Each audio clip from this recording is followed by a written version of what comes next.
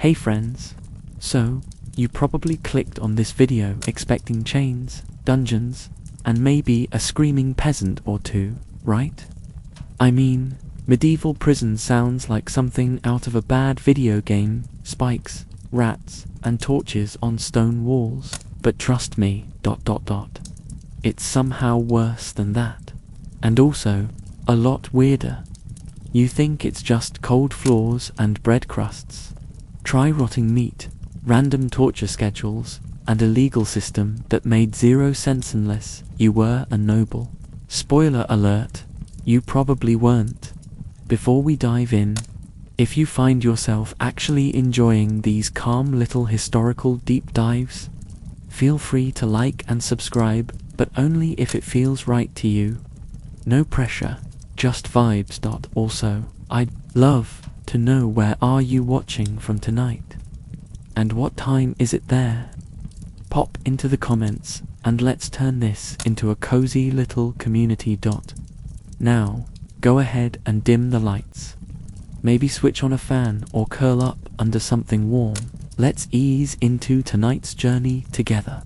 There is a silence beneath the world. Not the silence of sleep, but the silence of forgetting, a hush stitched into stone, damp with memory and moss.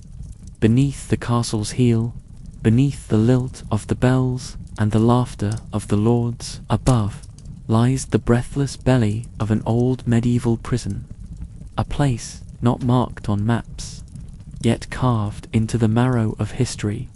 Here, the air is thick with time, each moment condensed into cold droplets that trail slowly down the flanks of rough-hewn walls, walls that have listened longer than they have stood. What is a prison, if not a mirror turned inward? And what is captivity, if not the body's slow remembering of its soul's lost freedom? In this stone womb, the earth breathes slowly. The stones exhale cold mist, and the chains, suspended from wooden beams, sway with the rhythm of a forgotten tide. The iron links are not merely metal, they are memory forged in fire. Each rattle, a prayer, each groan, a testimony. The rats move like shadows with purpose, not fearful, but wise in their navigation, as if they've read all the scripts of kings and rebels, saints and murderers, all who were swallowed by this place. A single torch flickers along the corridor, its flames shivering as though it too remembers pain. Light does not live here. It visits, and when it does, it limps in cell 7. The stones are especially damp. Moss curls around the cracks like script in a forgotten tongue, and on the far wall, etched faintly by some long-dead hand, are symbols no one has ever fully understood. A wheel, a feather, a circle within a circle. What soul sat here, day after day, tracing riddles onto the walls of eternity? Was it madness? Or was it meaning trying to find a way out? And if the soul is refined through suffering, is this not an alchemist's chamber, where the dross of pain is turned into the gold of revelation? A low groan travels through the stone like a river through mountain caverns. It is not the cry of pain, but the echo of the past weeping gently into the now. In this place, time is not a straight road. It loops and folds, spills like candle wax, sinks into the pores of the stone. The jailer walks with boots that do not echo, not because the sound is not there, but because the walls have heard it. Too often, even echoes grow tired. His keys jingle with the soft clink of routine. They are not tools now, but rituals, symbols of power once absolute, now dulled by years and damp. Can freedom be known without first knowing its absence? Can light be cherished without first dwelling in shadow? The prisoner in cell 3 dreams with his eyes open. His name was once Edron, but here he is only the quiet one. He speaks not a word, but his gaze drills slowly through stone, as if to remind the world that even in silence, something stirs.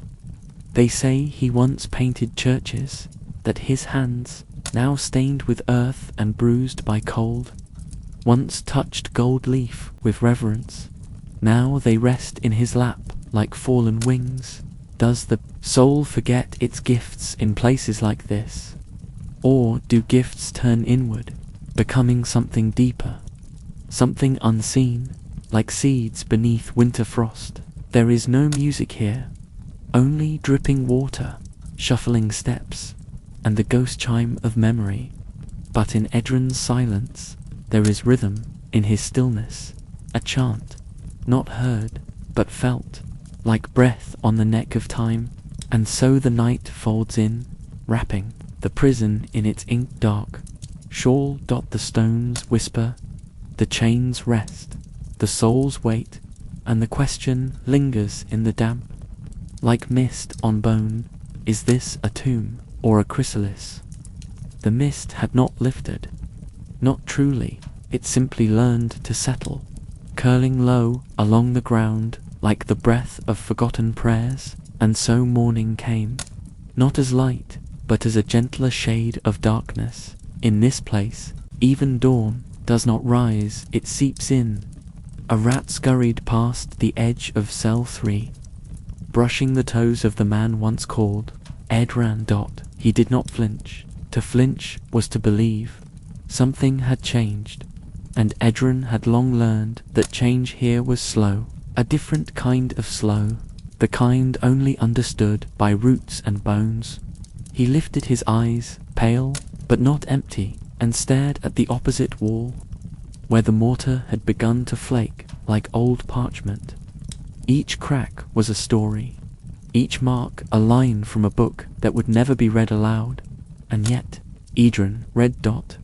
He read not with eyes, but with memory. For what else was left when the outer world had narrowed to stone and silence? And in that silence, something sacred stirred. Outside, beyond the iron bars and thick walls, the world was feasting on its illusions. Knights and lords still danced the long waltz of power. Peasants bore their years like sacks of grain, and the church bells tolled like clockwork hearts. But beneath it all, in the hollow belly of the prison, time broods something older, something purer. There is alchemy in stillness, not the transmutation of metals, but of meaning here. Dust does not gather, it becomes. It becomes part of the breath, part of the body, part of the soul's strange hunger. And Edron knew this, though no teacher had ever said it, though no monk had ever chanted it, because sometimes truth is not taught, it is endured. He shifted his weight, not to escape discomfort, that too had long ago become familiar, but to lean toward the light, what little of it there was. A strand of morning sun had pierced the slit above the cell door, landing like a thread of gold across the floor. It shimmered faintly, catching the moisture on the stones, becoming, for a moment, a river. And in that moment, Edron whispered his first word in 6 winters: light. It was not loud, it did not echo, but it mattered, because, in that single breath, something turned, a thought, a seed, a quiet rebellion against stillness, not to escape, but to awaken. He stared at the light as one might stare at a memory, a flicker from a life before chains and cold, before the forgetting began. Do prisons hold the body, or the soul's belief in itself? And if we stare long enough into stone, can we find the part of us that was never trapped?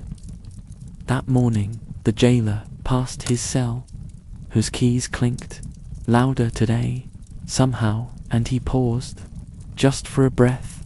Something in Edrin's eyes made him stop.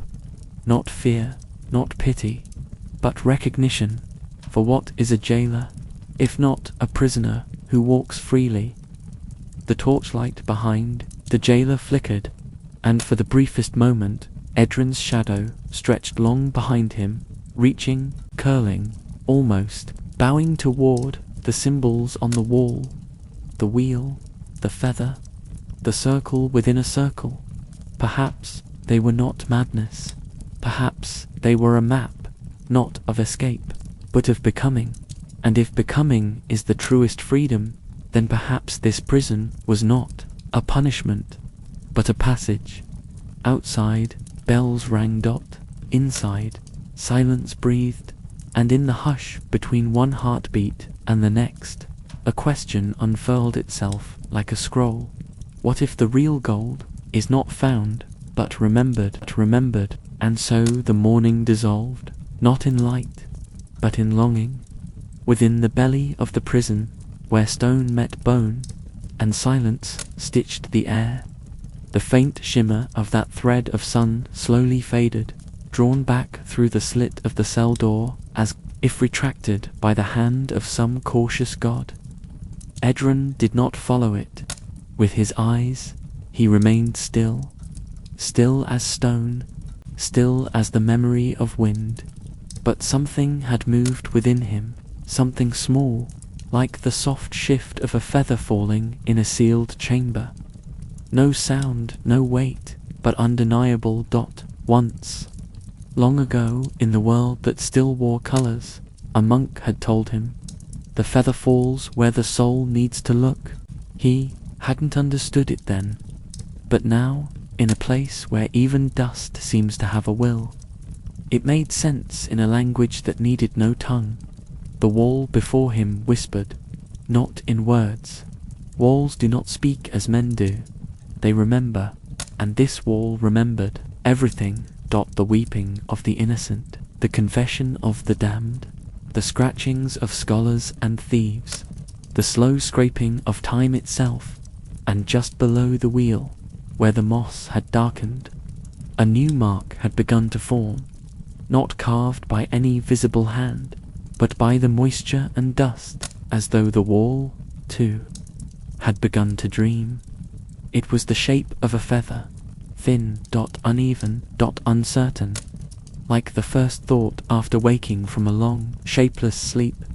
And in that feather's curve, Edron saw his own breath, saw the arc of his younger self, the artist's hand dipped in ochre and gold, painting saints with hollow eyes and halos too bright. He had believed then that holiness lived in brilliance, that purity was in the shine of things. But what if divinity hides instead in the rot, in the mildew and the ache, in the patient places where light does not shout, but waits? A drop of water fell from the ceiling, landing softly near his feet, a sound so gentle it rang like a bell, and then another, and another, rain. Somewhere above. The world was weeping. The moisture trickled down through cracks in ancient stone, joining the ever-forming pool in the center of his cell. A mirror, shallow and trembling, reflecting his face in fragments. He looked down and saw not a man, but a ruin and a beginning. The rain outside thickened. The wind groaned through the high shafts of the tower. Somewhere, someone screamed, not in rage, in remembering. And again, that old question uncoiled itself in the stillness. What if suffering is not the end, but the slow softening of the soul into something it never dared to become beyond his cell? The jailer paused again. This time he said nothing, but his hand brushed the stone wall, as though feeling for a memory of his own. He, too, had been here long enough to lose count of winters, long enough to forget why he first held the keys. Was he guarding others, or was he guarding himself? There was no answer, but in the distance, the chains above the stairs rattled in rhythm, as if stirred by wind or by thought, and all the while that feather on the wall, soft, crude, uncertain, seemed to grow darker, as though ink was bleeding from the stone itself. Edron closed his eyes, and in the breath between sleep and sorrow, he asked silently, "Can the soul fly, even when its wings have forgotten the sky?" The rain did not cease. It deepened, not just in sound, but in meaning. Each droplet that fell through cracks in the vaulted stone above was like a bead on some great invisible rosary, counting a prayer that had been whispered for centuries by those who had no words left.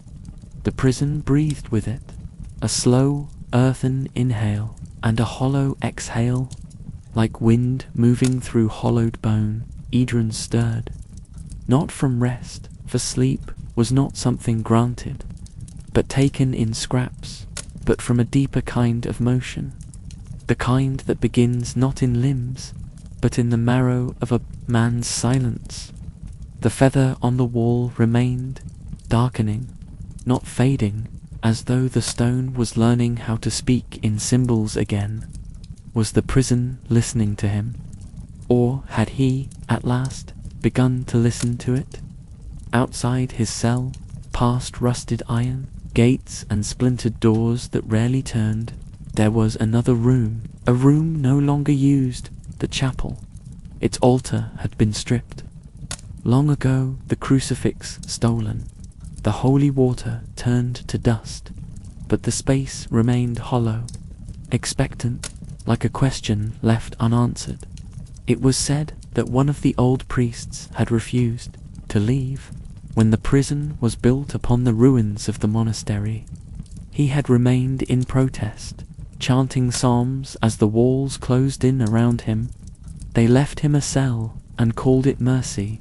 He died clutching a candle stub, his back against the wall, his eyes fixed on a light no one else could see.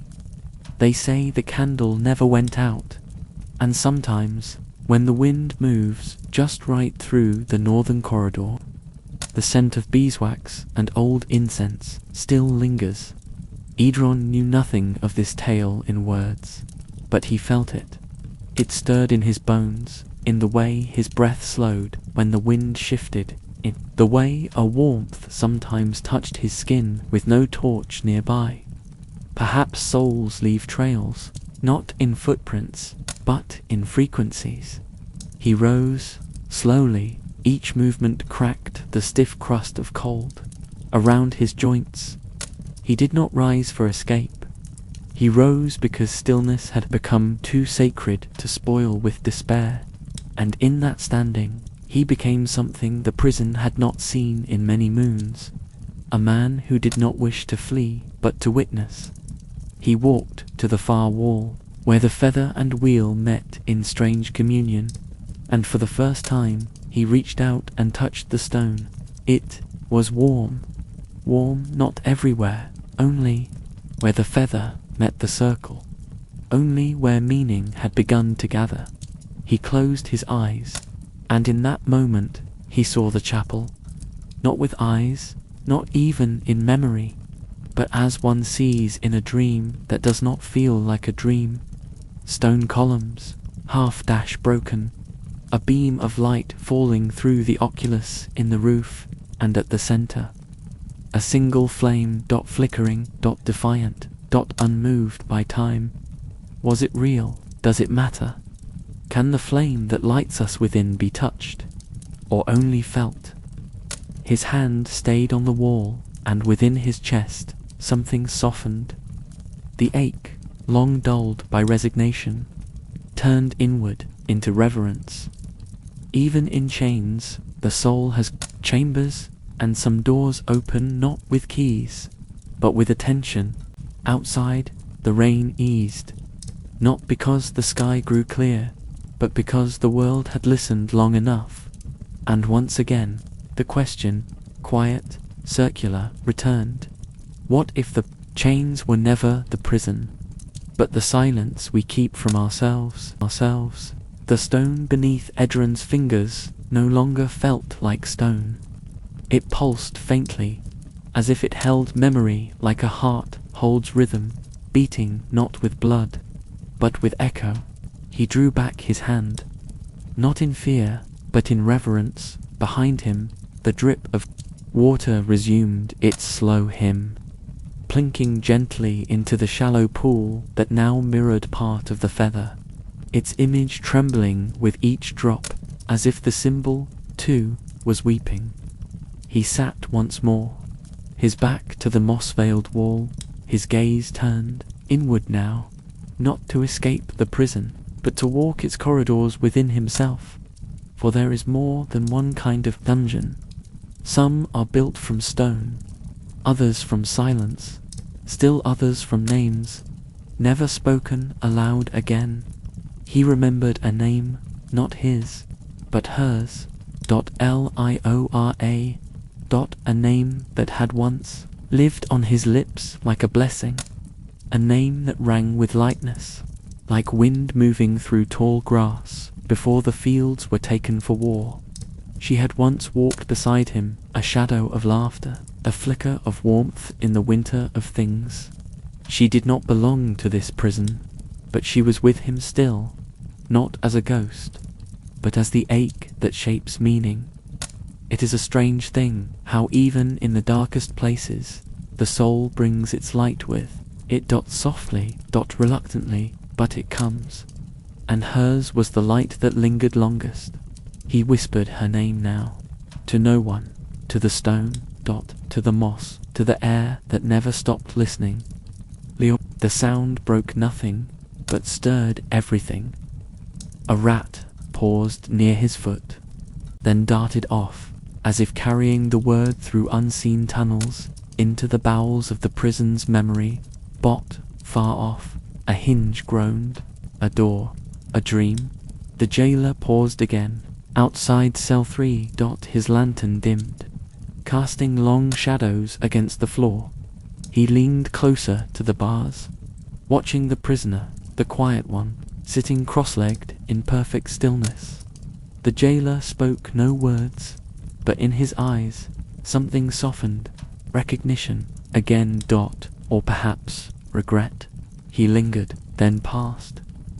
But the silence he left behind was different, not emptier, fuller, as if his presence had stirred the dust, and now it danced again in the half-light. Edryn's breath slowed, each inhale a Patterson. Each exhale a release. He was not praying, he was remembering, and in remembering, he began to return, not to the world, but to himself. Outside, thunder rumbled faintly, not in fury, but like an old man clearing his throat before a long, slow tale.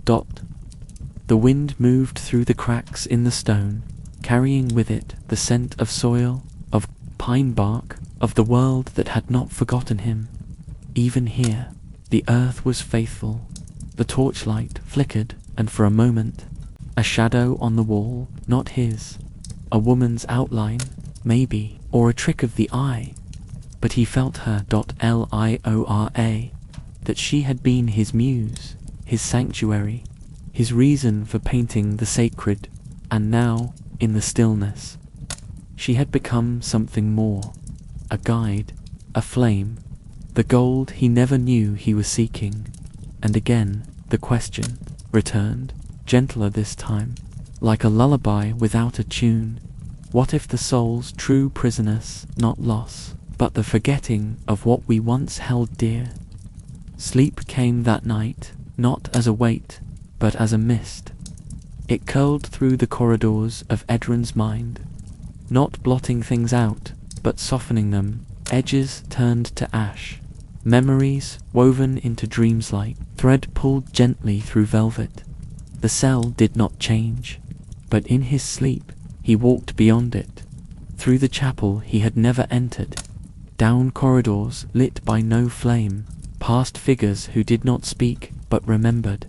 Each gaze held a sorrow that was not grief, but wisdom sharpened by years of silence. They were not prisoners, they were keepers, sentinels of something lost, or perhaps waiting to be found. He paused at a wall not unlike his own. Etchings lined its surface, a spiral, a chalice, a sun eclipsed, but at its center, drawn with delicate fingers and some dark, forgotten ink, was a door, not carved into the wall, but onto the air, not with hinges or bolts, but with invitation, and above it, words neither Latin nor the common tongue, but words he somehow understood. The key is not forged, it is remembered. He reached out, touched the painted handle. It felt like nothing. It felt like everything. And then he woke. The cell was unchanged. The air still, cool and damp. The feather still stained on the wall, but something had shifted in his chest. A space opened where only ache had lived before. He exhaled, and the breath felt older than him in the far corridor. A bell clan ged once, twice, not a chapel bell. Those had long since rusted. This was the bell rung before meals, a sound that once filled men with hunger, now met only with shrugs and sighs. But today it sounded like a summons. The jailer passed again. His steps were slower now. He peered in through the bars, and for the first time in years, he spoke. "You dream loudly." Edrin blinked. He had not expected voice, least of all from the man whose silence had become a kind of architecture. "What did I say?" Edrin asked, voice rasping like dry leaves. The jailer paused, shook his head. "Not words," he said, "not sounds either. But something moved. I felt it." And then, almost to himself, "Some doors don't need keys." He moved on, but the words did not. They clung to the air, hung like incense, too stubborn to fade. Some doors don't need keys. What then unlocks them? Memory, meaning, surrender. Edrin looked again to the wall, to the feather, the wheel, the circle within the circle.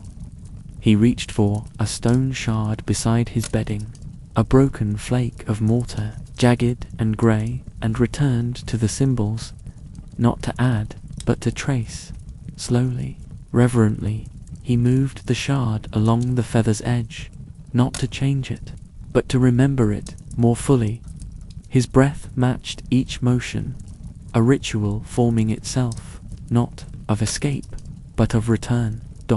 And as he traced, the echo of the dream remained, whispering not in words, but in silence thick with meaning. There are doors that open without touch. There are prisons that vanish when seen. There are keys that live inside forgotten names, old wounds and small flames. And somewhere beyond stone and rust and ache, a question waited for no answer, only presence. If there is a door within the self, can it ever truly be locked? The cell had not grown warmer, yet something inside it had begun to thaw. As Edrin traced the final curve of the feather, his hand stilled and his breath lingered on the stone like a hush before snowfall. Around him, the walls glistened faintly, not just with damp, but with something more elusive, a shimmer of awareness, as if the stones themselves were listening and answering. A drop of water fell from the ceiling again, joining the trembling mirror of the shallow pool below. The circle widened outward in perfect ripples, each one gentler than the last, as if the prison were breathing in rhythm with something far beyond it. And in that quiet movement, Edrin saw the old truth return. Water remembers, not just the rain, but the shape of things once held. The bowl, the wound, the moon, all carved in times. Reflection, all carried in silence. He stared into the pool, not for escape, but for revelation.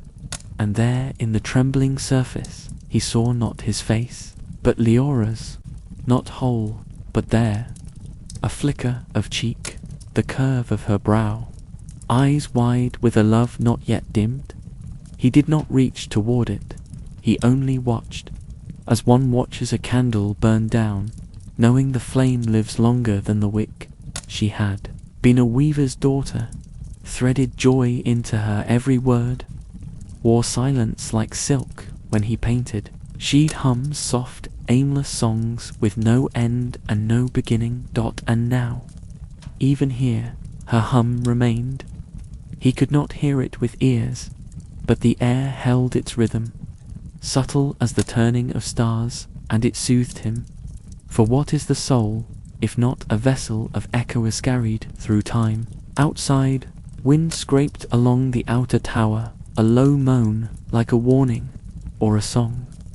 The jailer did not pass today, but his absence felt like presence, as if something had turned in him too, something unseen.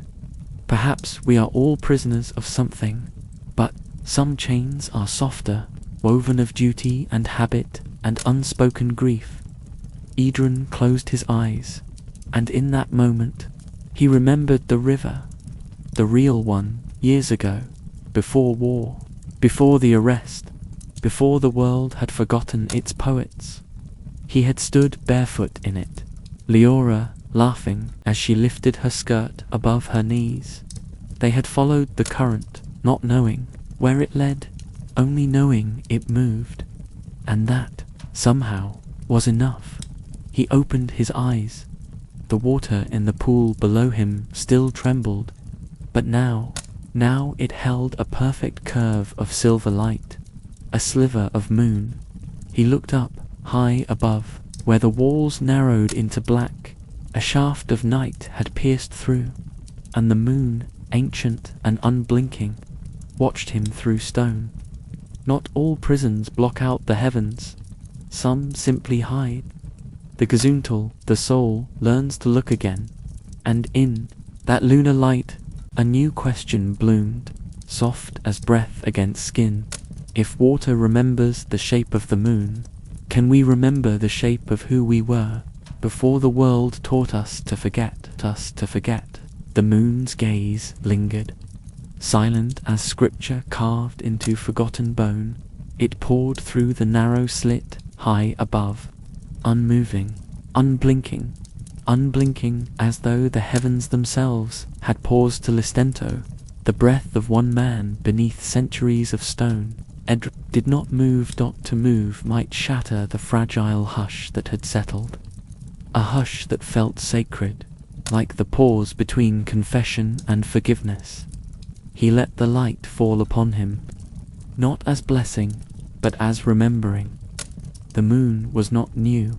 It had watched kings crowned and kingdoms fall. It had seen temples burn and forests bloom again. And now it watched a prisoner whose chains had not rattled in days, whose silence had begun to hum with meaning. The feather on the wall glowed faintly in the light, not from the moon itself, but from the man who now saw it differently. For light does not change the object, it changes the witness. And Edron, once resigned, once broken, now beheld the feather as seed, not symbol. A promise buried in stone, a softness etched in the hardest place. He reached for it again, fingers grazing the wall, not to draw, not to alter, but to acknowledge, and in doing so, he felt it.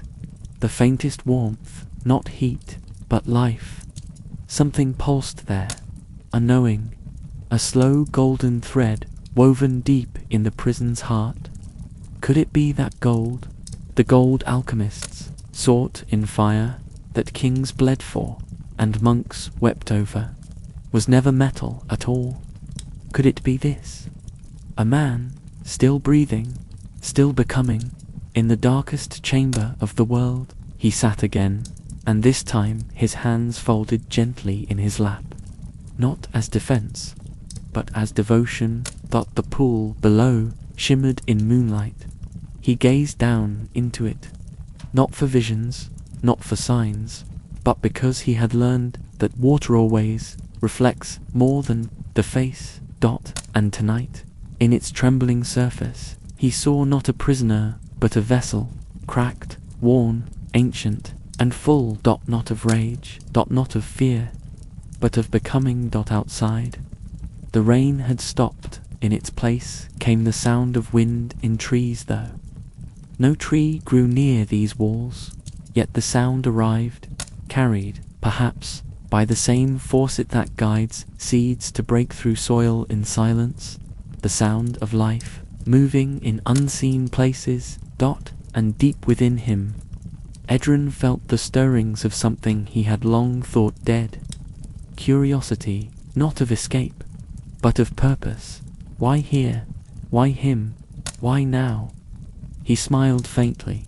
The question itself was the answer, for it is only when we begin to ask again that the alchemy begins, and again. The night breathed its old, golden whisper. What if the treasure we seek is not hidden from us, but within the very darkness we flee?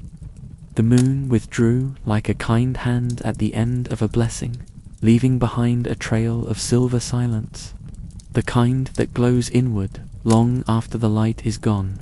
Edrin remained awake, not restless but stilled, in a new kind of wakefulness, the kind that deepens when the eyes are no longer needed. He listened, not for footsteps or voices, but for what lived below, sound beneath the noise of the world, beneath the groan of stone and the chime of chains. There, in that quiet marrow, he heard it, a language, not spoken, not written, but felt like gravity, like longing. It lived in the walls, in the flicker of torchlight, in the repetition of dripping water, in the space between each of his breaths. And the more he listened, the more he understood. The prison was speaking. It had always been speaking. Only now, he had become still enough to hear. The stones did not mourn. They remembered, and in their remembering, they taught. One wall told of a boy barely grown, who had once scratched his name into the stone with a bone fragment from his stew. The name had long eroded, but the gesture remained, a cry into permanence, a plea to be known. Another whispered of a woman accused of speaking to birds and plants who had sung lullabies to the dust until her final breath. The air still trembled faintly with her melodies. These stories were not records. They were residues, impressions, left by souls pressed hard against time. And Edrin, sitting quietly with his back against the marked wall, understood that he was becoming part of that language. Each breath, each stillness, each remembering a syllable. The feather now seemed to shimmer faintly, not with light, but with recognition. It had never been a decoration. It was a glyph, a mark from before memory, from the time when stories were drawn in earth and ash, and truth passed mouth to mouth like fire. He reached again for the stone fragment, and without thinking, began to draw beneath the feather, a spiral, a small flame, an open eye. He did not plan these shapes. They flowed from him as breath flows from the sleeping, and as he drew, he felt her again. Liora. Not just a face now, but a presence gone, steady, just, beyond the veil of seeing. Her hum was louder now, not in the ears, but in the ribs.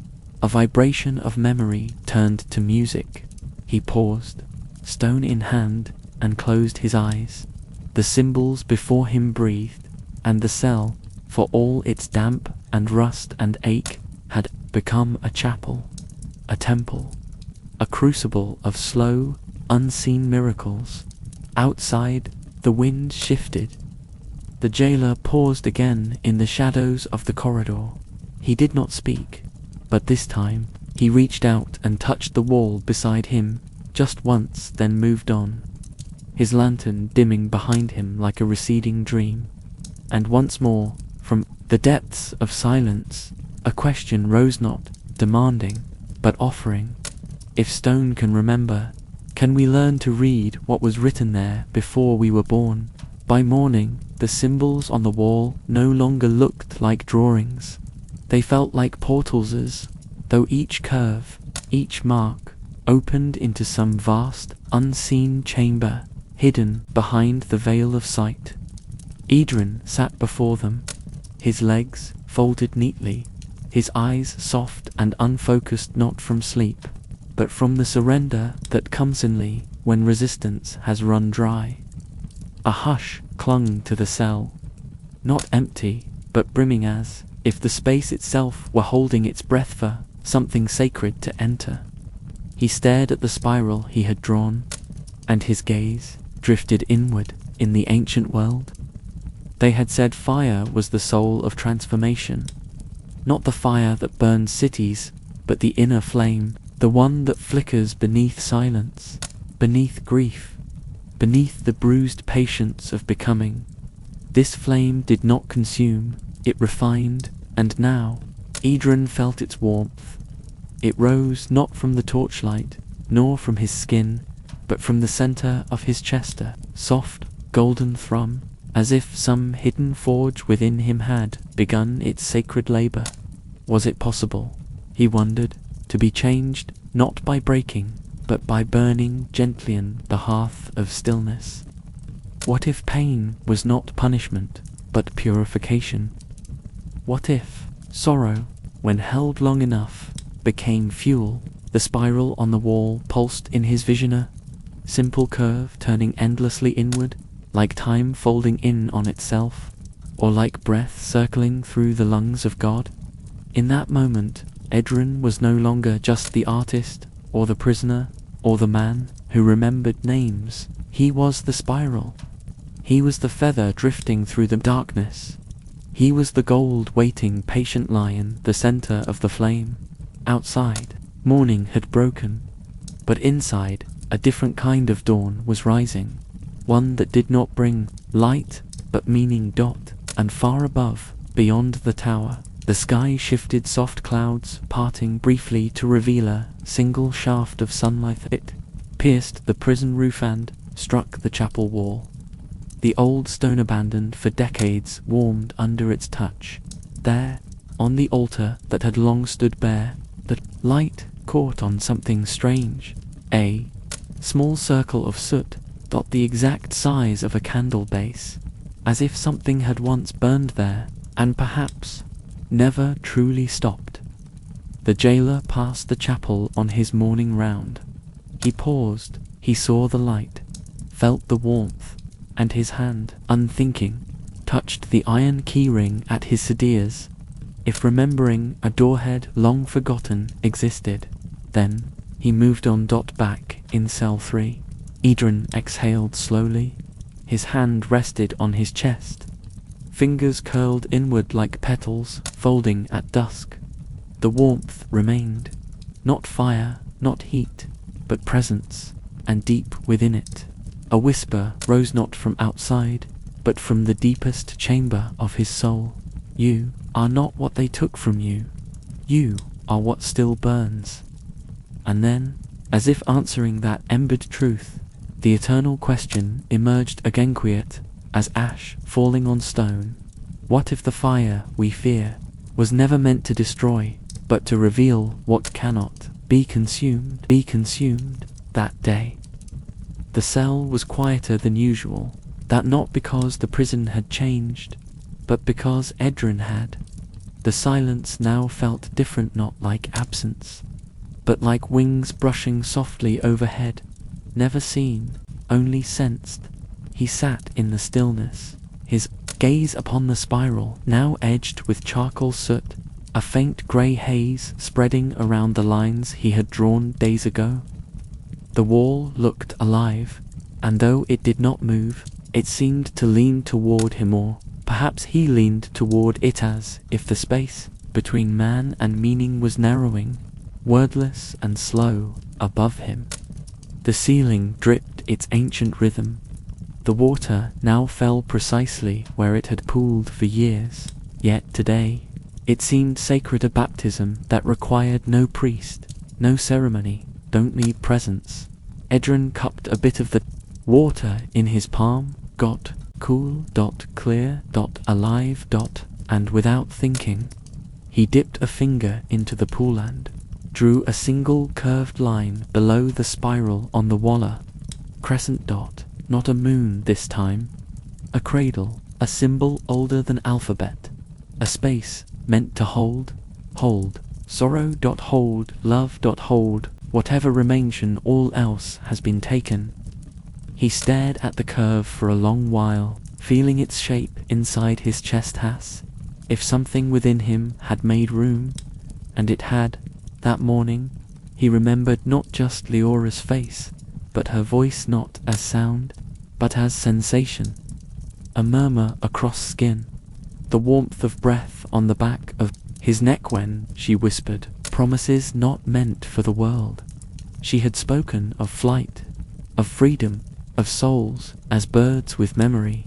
And now, in the damp hollow of this cell, Idron wondered, had she always known that one day he would be caged, but that part of him would not be? That there are wings not made of feather and bone, but of truth remembered in darkness. He touched the wall again, and, in doing so, he did not reach outward. He reached in, the feather, the spiral, the cradle. A grammar was forming, a language unspoken since time turned cold, and he was learning to speak it again. The jailer passed, but did not pause. Instead, he whispered as he walked, "Every man carries his own wings. Some never unfold them." Idron did not respond. He did not need to, for something was already unfolding, not in his limbs, but in his soul. The sense that he was no longer just enduring this place, but becoming through it. There was a holiness in that, though no scripture had prepared him for it. The chains at his ankles sat loosely now, not from rust, but from irrelevance. They still circled him, but no longer held him, for he had begun to rise inwardly, inch by inch, in wings the world could not weigh. And again, as if stirred by this inner flight, the old question returned, its voice softer than wind in wheat. What if the soul's freedom is not found in breaking walls, but in remembering it was never trapped at all, beneath the stone, beneath the dust, beneath even the memory of footsteps long vanished? Something stirred, not a sound, not even a movement, but a feeling, like time turning slowly in its sleep. Idron felt it. He had not yet moved from the wall, his fingers still stained faintly with soot and memory, but now his gaze dropped lower, to the stones beneath his knees, those square, uneven slabs that had borne the weight of countless bodies, yet remained nameless. He leaned forward, pressed a hand to the cold floor, and in that stillness he felt the soft, ancient rhythm not of footsteps, but of passage, time turning like sand in an hourglass no one had ever seen. It was said by the desert sages, those who walked barefoot through centuries of silence, that time does not pass us by, we pass through it. And the floor beneath Idron no felt like a current, slow and deep, flowing beneath the visible world. He closed his eyes, and suddenly saw a dot, not with vision, but with awareness, dot below the cell.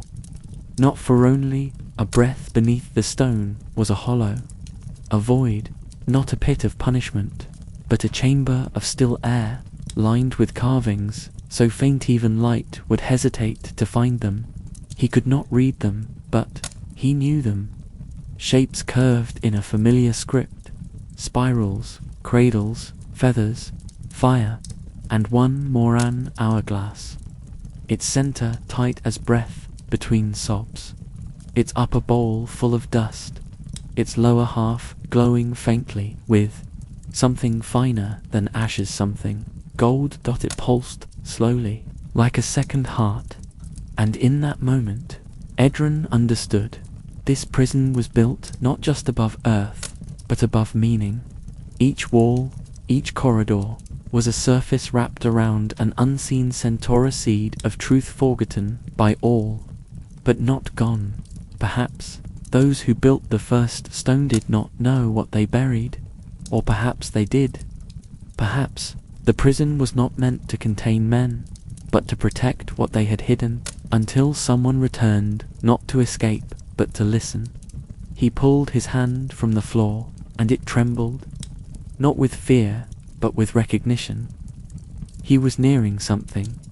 Something ancient, something waiting, and in the faint trembling of stone, he heard what sounded almost like a breath, not his own, not the jailer's, not wind, a breath from below, or within, a presence, not cruel, not kind, but vast, the kind of presensive that does not speak, but whose silence makes all things meaningful.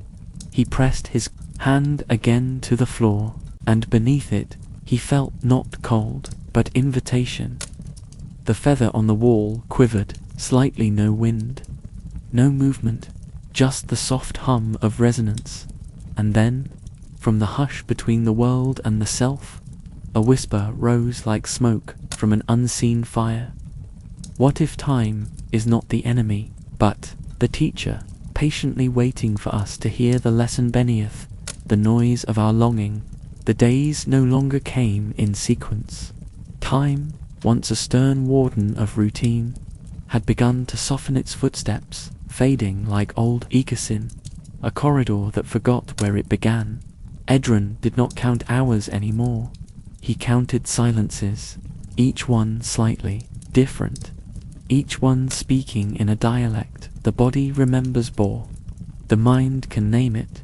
And on this particular day, or was it night, the silence had weight, not oppressive, but dense, like the hush before snowfall, or the quiet between two strangers reasoning.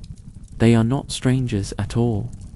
He sat on the floor, his hand resting once more on the cool stone, but something had changed. The floor no longer felt indifferent. It vibrated faintly now, as though something bellow had stirred, just enough to remind the world it still breathed. The hourglass in his vision, the one beneath the prison's bones, glimmered again in his memory. Its golden dust had not stopped falling, but somehow he felt it falling slower, not from delay but from attention. Perhaps time behaves differently, it is witnessed. He looked again at the wall before him, the feather, the spiral, the cradle, and below them now a new shimmer, faint, barely visible in the torchlight, but there, a line of dust, gathered without wind, and from that dust, a faint hum. He leaned closer, breathing in its center blend of cold stone, burnt air, and something faintly sweet like crushed violet beneath. An old altar, it smelled of memory, of offerings, of things left behind with reverence. And as he watched, the dust began to move, not drift, not scatter, shape, tiny particles lifting slowly, rising, in the shape of a curve, then a line, then a gentle arc, the beginnings of a new glyph. It formed not with speed, but with certainty, like a thought long suppressed, finally spoken aloud. And when the shape was done, Edron saw it clearly, a throat, open, in song, no mouth, no face, only the shape of voice, dust, singing. He closed his eyes, and in that moment, he heard it. A note, clear, soft, almost human, but stretched thin with age. A song not meant to be beautiful, a song meant to remind of lullabies sung by the condemned, of chants murmured by old monks and freezing cloisters, of mothers naming their children, known final time.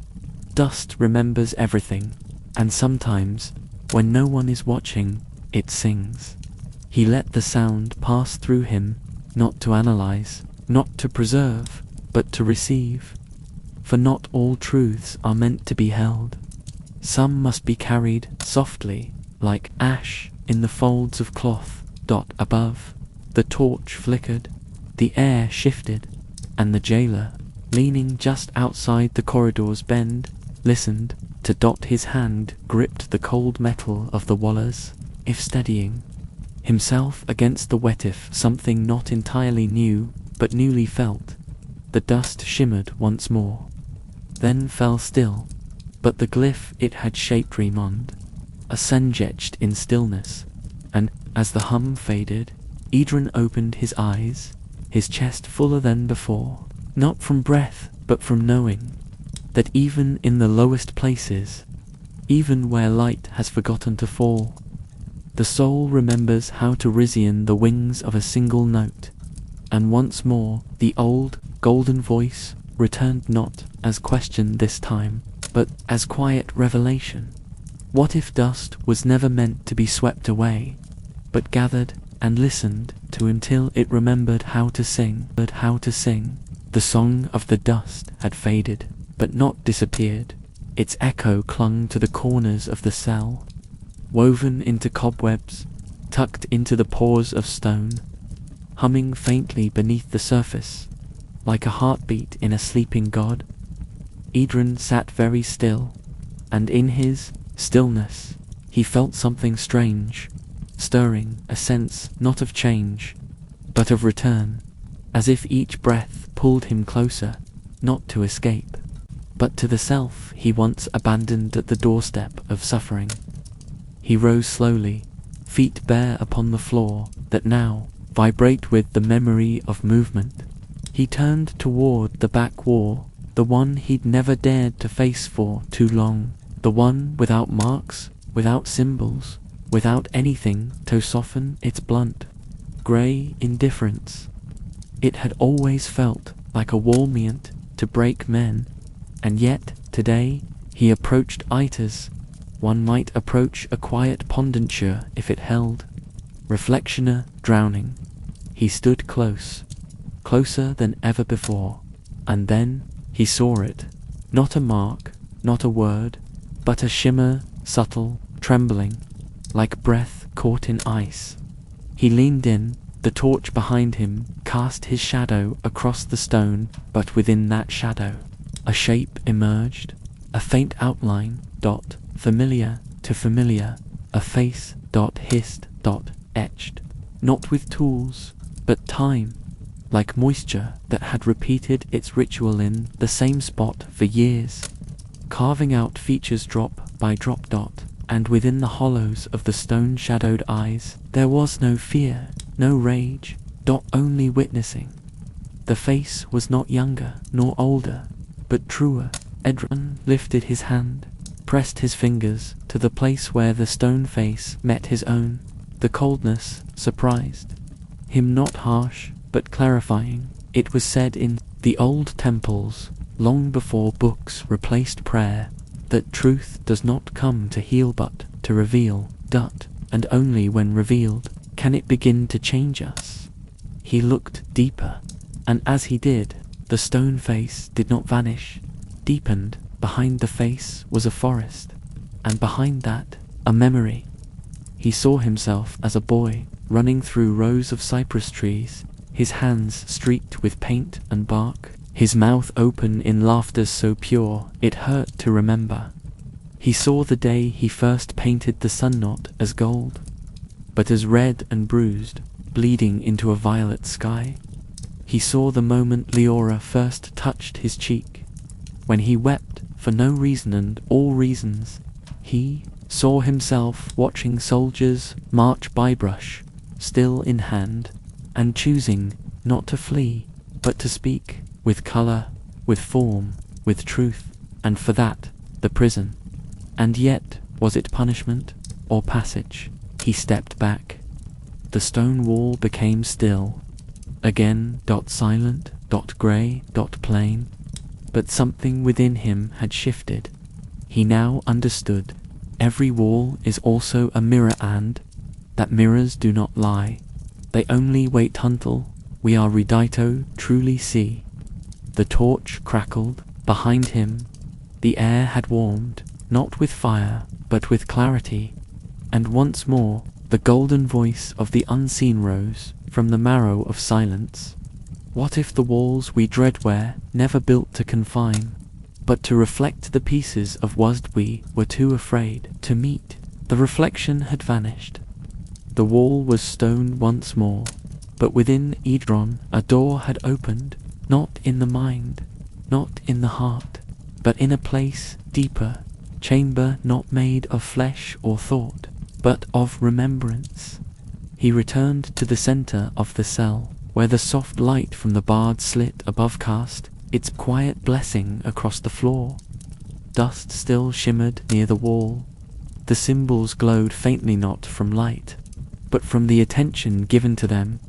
And now he understood. This was no longer a cell. It was a sanctum, not designed by stonemasons, but shaped by presence, by listening, by grieving, by the slow, sacred act of witnessing what had long remained hidden. He sat again, cross-legged, upright, his palms resting lightly against his knees, the posture of monks, of stillness, of readiness, not for escape but for arrival. He closed his eyes, and the cell vanished, not physically but inwardly. The sounds of dripping water, the wind in the far hall, even the faint murmur of distant chainsaw receded, like the tide pulling gently from the shore, revealing what had always been beneath the waves. He saw it, a door, not made of wood nor iron. It bore no hinges, no lock. It was carved from light, a simple archway, shimmering within his inner world. It pulsed gently, like breath, like a heartbeat that had never left him. He moved toward it without walking, a movement of will, of surrender. As he approached, words began to form above the arch slowly, as if the very air were shaping them from the breath of the earth itself.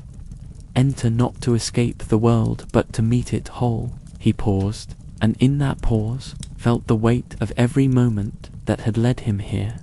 The cracked bowl, the feather, the blood rusted chain, the spiral drawn with trembling hands, the echo of Leora's hum, the jailer's silence turned to speech, the dust singing. The mirror in the wall, each a key, each a whisper, each a letting go. And now this a threshold, not between places, but between ways of seeing.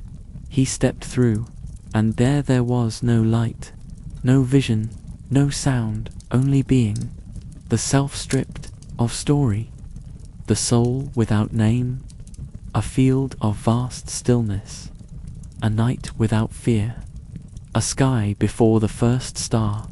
He floated in it, or perhaps he was it. And in that soft eternal hush, a voice rose, not external, not his own, but the ancient voice of all things becoming. It did not speak in language, it unfolded in him, and he understood. This prison was not a mistake, nor a punishment. It was a womb, a crucible, a forge for the invisible metal that lives inside the heart. He had not been sent here. He had returned here to the place where transformation hides. And now he was ready to emerge. The door remained, but he knew it no longer led out. It had never been outward. It was inward all along, and gently, like light touching the rim of a new dawn, the voice returned, this time shaped into a single, sacred question. What if the only real freedom is to walk through the doorway always carried within? He opened his eyes, and the cell welcomed him back like an old friend who had been waiting just beyond the veil. The stones were the same, the cracks unchanged, the chains still hung in their rusted posture, unmoved by vision, and yet everything had shifted, because he had. Edron sat in the middle of it all, still as a candle's last glow before it gives itself fully to darkness, and he listened, but not to sound. He listened to silence, not the silence that follows absence, not the silence of waiting, but the kind that's so unending, like rings in water long after the stone has sunk. This was a silence that spoke, not in words, but in meaning.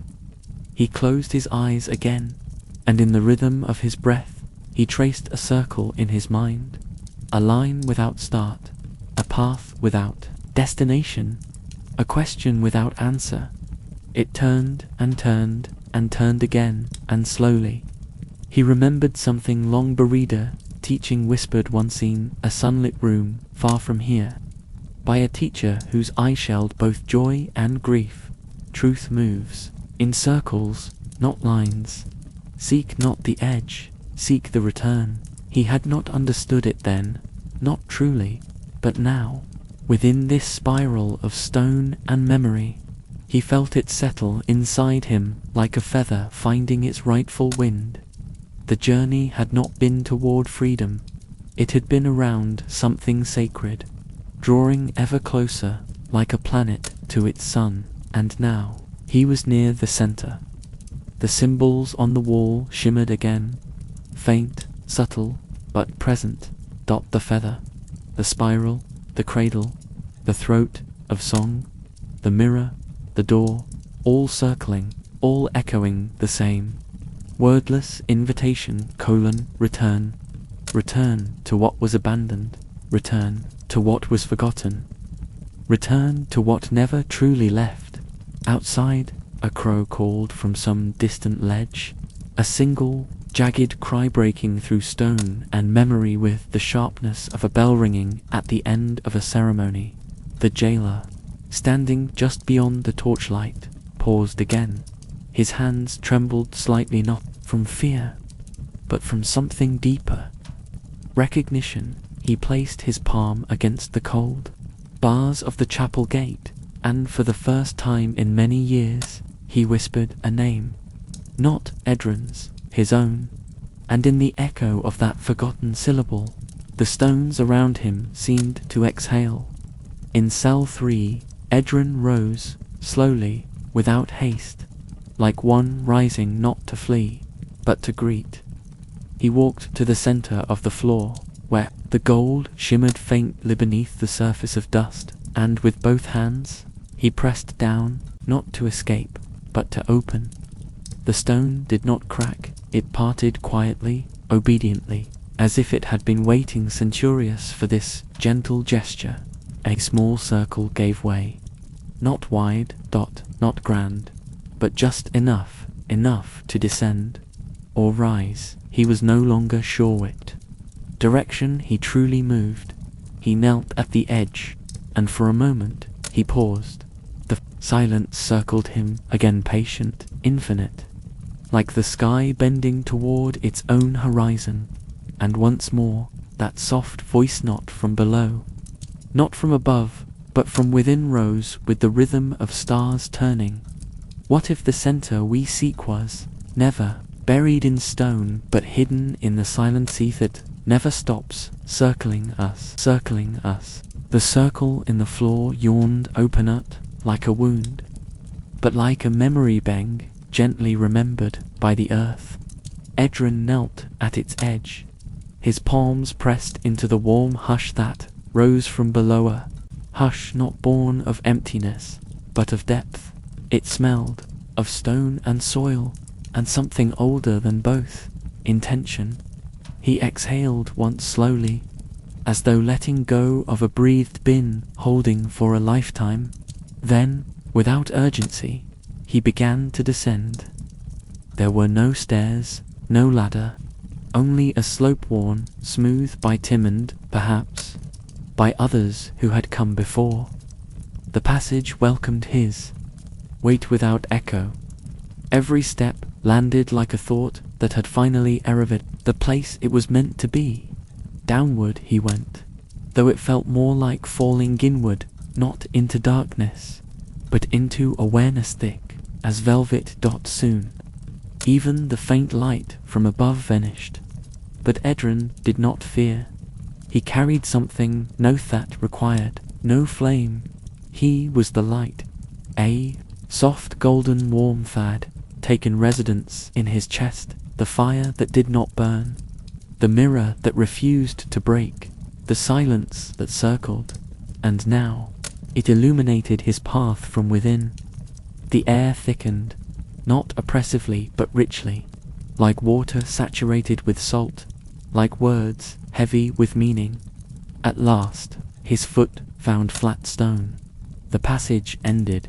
He stood now in a vast round chamber, the ceiling unseen, the walls gently curving away, lined with glyphs and markings that glowed faintly, as if exhaling from deep sleep, and in the center, a pedestal, not tall, not ornate, just a single circular slab etched, with spirals, some sharp, some loose, some incomplete dot. Ran approached it with the reverentione gives to sacred things that bear no name. On the pedestal, a bowl, and within the bowl, ashes, sieve, fine, soft, pale gold.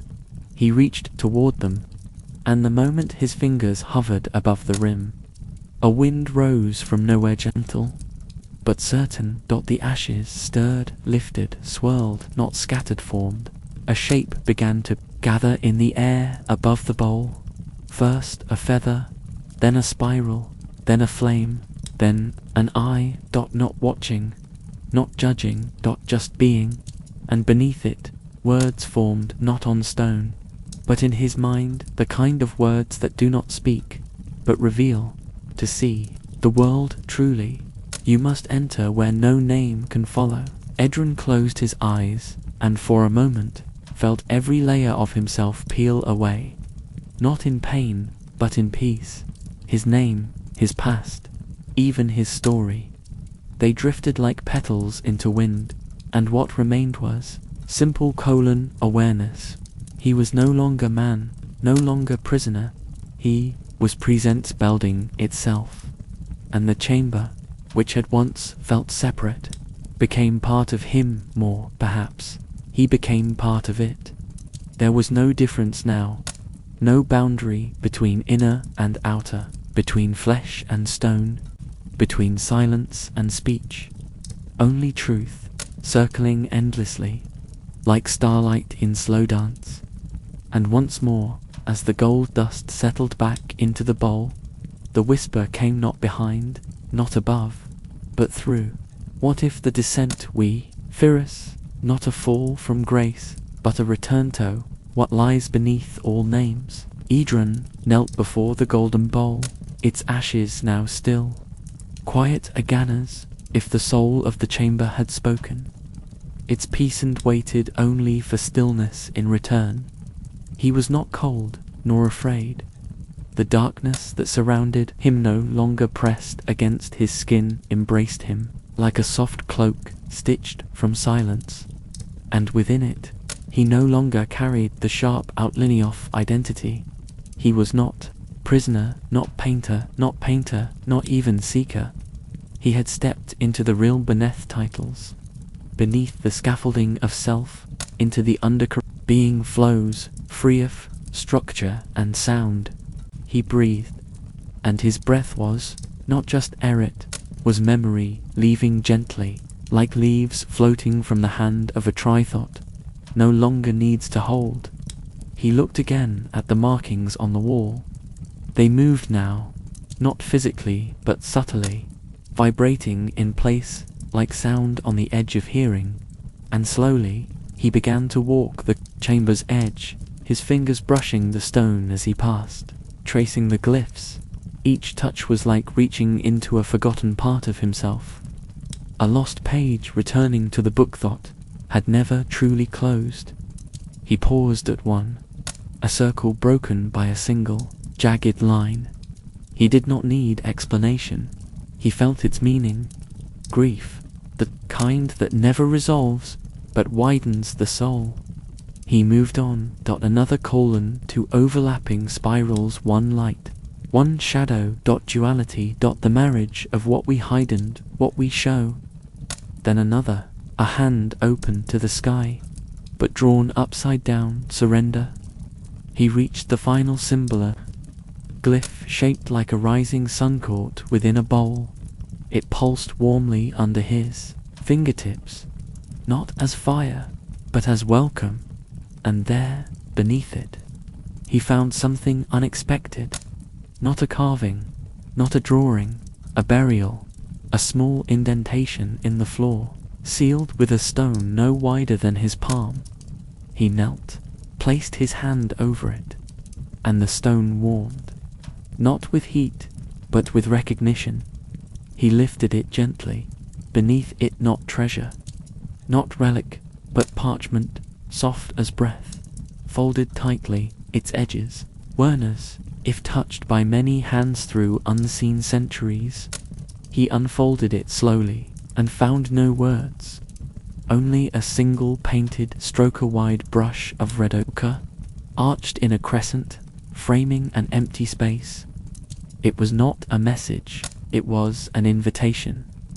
To witness the space within the form, to honor the emptiness not as lack, but as the sacred vessel from which meaning rises. He placed the parchment against his chest, and in that moment tears fell, not of pain, not even sorrow, but release, the shedding of the final skin. The name he had worn for so long had begun to believe it was his only face, and as the tears touched the dust-laden floor, they shimmered faintly and disappeared, not erased, but received, far above. A single beam of moonlight slipped through cracks now I could see, and brushed the edge of the golden bowl. A soft glow bloomed, the chamber breathed, and in its breath a voice emerged, not distant, not divine, but intimate, as if the stone itself would always been waiting to speak.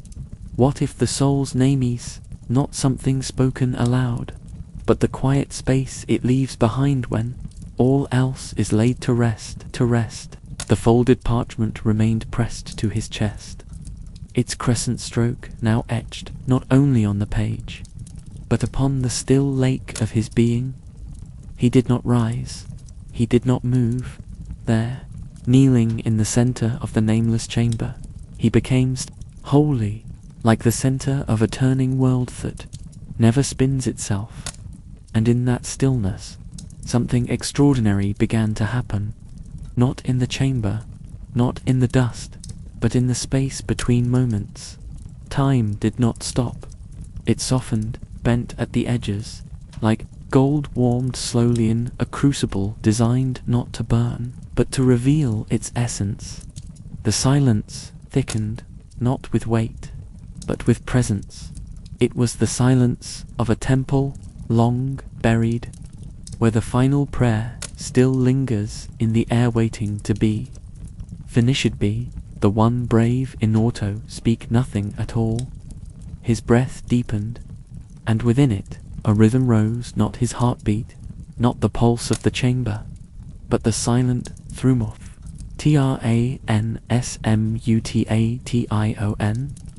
This was not escape, this was not healing, this was alchemy, but not the kind born of alembics and flame, not the old man's dream of lead into gold. This was inner fire, spiritual heat that turned story into silence, suffering into softness, and identity into light. He remembered the old myths not of kings or warriors, but of weavers, those who spun gold not from metal, but from grief, who wove silence into cloth so finite could only be worn by truth itself. And he, kneeling here, was one of them now, a weaver of unseen threads, a gatherer of meaning where none was offered. He looked again to the bowl. The ashes shimmered faintly, then stilled, as though satisfied with his stillnesses, if they knew I had entered the final rite, not of release, but of return. And that was the alchemy, wasn't it? Not to become something else, but to remember what had never truly left. What if gold, real gold, was the part of youth that remained unburned even in the hottest fire?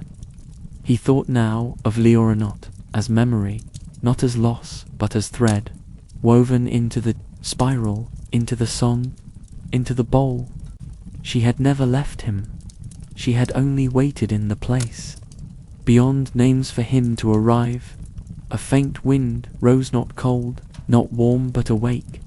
It circled the chamber like the slow turning of planets, like breath turning inward, and from it a murmur not of voice, but of truth surfacing like gold. dust rising through water. The fire did not destroy you, it refined you, and the cell was never a cage, but the furnace in which you remembered wit could not be burned. Idrun lowered his head, and for the first time, not in despair, but in reverence, not in shame, but in sacred surrender, and the chamber, that ancient, unseen place, beneath the world of men, shimmered softly, as though bowing with him. No doors opened, no chains fell, there was no key, because he had found what keys can never unlock, and as the golden quiet folded itself around him like the final page of a long-forgotten psalm, a single question rose, not to be answered, but to be kept. What if the real transformation was not escaping the fire, but becoming what only the fire could reveal? The chamber no longer felt like a place. It felt like a breath held gently between the inhale and the exhale of the universe. Idrun remained still, no longer kneeling, no longer rising, but simply being. Around him, the walls hummed in silence, silence not born of absence, but of completion. Like the hush after a song so perfect no applause is needed. The bowl, the cymbals, the dust all remained, but their purpose had fulfilled itself, like a dream that no longer needs remembering. And in his heart there was no question left, only a soft, knowing light hat flickered, not to illuminate, but to warm. He stood slowly, not to ascend, not to return, but to honor the movement of things that have come full circle. The passage behind him remained open, but it no longer beckoned, because the journey, he now understood, was never meant to take him elsewhere, was always meant to bring him here, to this stillness, this center, this nameless core where, soul and silence ouch. He pressed one hand to the wall, and the stone was no longer cold. It was alive, quietly pulsing, like an old companion woe never spoke but always knew.